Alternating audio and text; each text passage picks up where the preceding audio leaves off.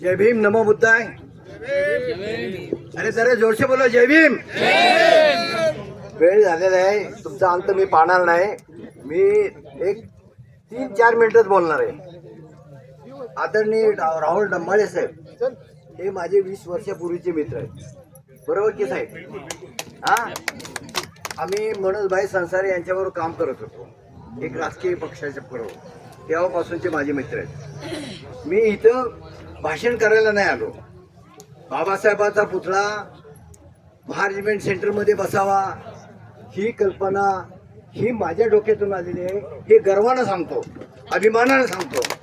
उद्या बाबासाहेबांचा पुतळा राहुल डंबाळे साहेब बोलले तसे महारेजिमेंटमध्ये बसणारच आहे, अवश्य बसणार आहे, उभं राहणार आहे। पण सर्वात खुशी तुम्हाला तर होणार आहे, त्यांनाही होणार आहे, पण सर्वात जास्त खुशी होणार ती वसंत मस्केला होणार आहे। हे मी गौरवानं सांगतो।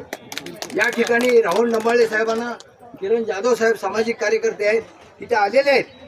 आमचे महारेजिमेंटच्या माजी सैनिकाच्या वतीने मी त्यांना विनंती करतो, एक संघटक म्हणून, एक बुजुर्ग म्हणून मी तुम्हाला विनंती करतो आणि तुम्ही ती पूर्ण कराल अशी आशा आहे।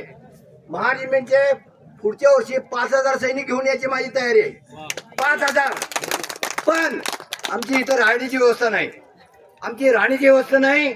डंबाळे साहेब, किरण जाधव साहेब, तुम्हाला माझी विनंती आहे आग्रहाची, तुम्ही जर राहण्याची व्यवस्था केली तिथे आम्ही आमचा बडा पॅक घेऊन येऊ। बडा पॅक म्हणजे आमचं तुम्हाला माहित नाही, बडा पॅक म्हणजे आमचं पिट्टू सामान ब्लँकेट सहित। आम्हाला असा बॅनर दिलं नाही, हे असं हातरायला याच्यावर गाद्या टाकून दिल्या तरी आम्ही आमचं जमीन हे अंतरून आहे आणि आकाश हे पांघरून आहे, आम्हाला चालतं ते। फक्त आमची टॉयलेटची पाण्याची व्यवस्था पाहिजे। साहेब पुन्हा पुन्हा विनंती करतो, हे तुम्ही विसरू नका, गांभीर्याने घ्या अशी आशा व्यक्त करतो। पुन्हा मी आश्वासन देतो की पुढच्या वर्षी आमचे महार सैनिक जर व्यवस्था झाली, आणि दुसरी अडचण अशी आहे की गाड्या टोल नाक्यापर्यंत थांबतात 25 किलोमीटर, नंतर परत 3 बस असते, परत चालायचं असते। आम्ही रिटायर्ड सैनिक आहे, मी 80-85 वर्षाचा माणूस आहे, मला कसं चालता येईल, आमची कशी लोक चालतील त्याचाही जरा विचार करा। तर आमच्या आदल्या दिवशी माणसाची इथं राहण्याची सोय झाली तर आम्ही लाखो सैनिक नाही, 5000 सैनिक, आश्वासन देतो 5000 सैनिक। आणि संघटन शक्ती फार महत्वाची आहे। संघटन शक्ती माझं 500 वीर महाराणी नुसतं नमूद केलं, काय गाडून टाकले पेशवाई, त्यांचं एकीचं बळ होतं, ते विचार करत होते, एकीचं बळ होतं, अस्तित्वाची लढाई होती।